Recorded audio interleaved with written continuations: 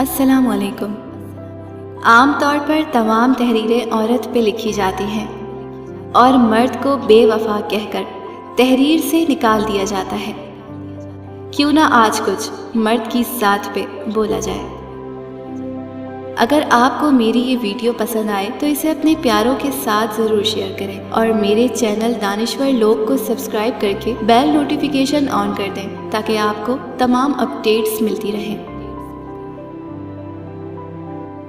मर्द इंसान होता है। पहले तो ये बात हमें समझने की बेहद ज़रूरत है। मर्द बहुत हसीन ज़ात है।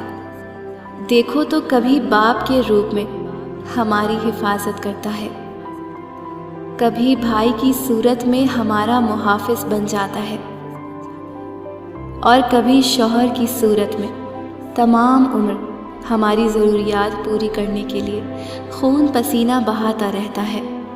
हाँ, मर्द भी इंसान होता है। हाँ, मर्द को भी तकलीफ़ होती है। हाँ, मर्द का भी कर्ब के मारे दिल फटने लगता है।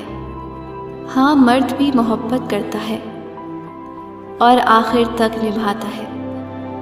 लेकिन बड़ा सख्त जान होता है ये मर्द। आंसुओं को ऐसे पी जाता है जैसे उसे तकलीफ़ हुई ही ना हो। मगर मर्द जब रोता है ना तो फर्श ता अर्श सब रोता है और ज़ारो क़तार रोता है। ये जो मर्द है ना बड़ा सख्त जान होता है। कमबख्त तकलीफ़ से मर जाता है मगर रोता नहीं है।